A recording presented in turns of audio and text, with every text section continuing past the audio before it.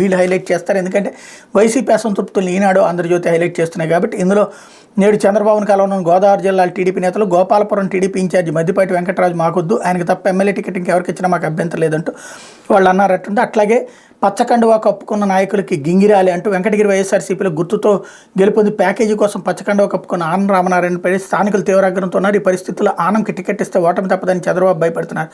శ్రీకాళహస్తిలో బొజ్జల సుధీర్ రెడ్డిపై నమ్మకం లేకపోవడంతో ఎస్సీవీ నాయుడు లేదా మాజీ ట్రస్ట్ చైర్మన్ గురవయ్య నాయుడు కుమారుడు లేదా ఆయన కోడలను రంగంలోకి దింపాలని యోచిస్తున్న ప్రచారం జరుగుతుందంటూ ఇంకో వార్తని హైలైట్ చేశారు. అందులో చిచ్చు పెడుతోంది వీళ్ళు. మరోవైపు చింతమనేనికి టీడీపీ జనసేన నేతల షాక్.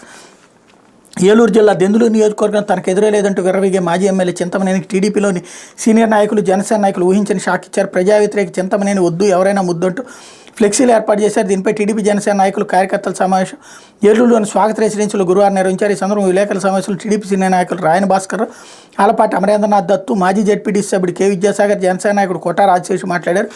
అధిష్టాన నిర్ణయం మేరకు అభ్యర్థిగా ఎవరు నిలబెట్టినా వారి గెలుపు కోసం కృషి చేస్తామని చెప్తూ నియోజకవర్గాల్లో ఇరు పార్టీల నుంచి క్లీన్ ఇమేజ్ ఉన్న కొత్త అభ్యర్థిని నిలబెట్టాలని డిమాండ్ చేశారు.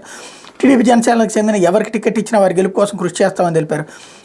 తాము టీడీపీ ఏర్పడి నాటి నుంచి పార్టీలో ఉన్న సీనియర్ నాయకులు చింతమనేని వ్యవహార శైలిపై ప్రజల్లో ఉన్న అభిప్రాయాలను పలుమార్లు ఆయన దృష్టికి తీసుకెళ్లిన చింతమనేని ప్రవర్తనలో ఎటువంటి మార్పు రాలేదని చెప్పారన్నటువంటి వార్తని హైలైట్ చేశారు. ఓవరాల్గా అంతా కూడా తెలుగుదేశం మీదన ఒక ఫుల్ పేజీ వార్తలు సాక్షి రాసుకొచ్చింది. అందులో వరదకు సీటు గోవింద, పొద్దుటూరులో ప్రవీణ్కు లోకేష్ అభయం, రాయచోట్లో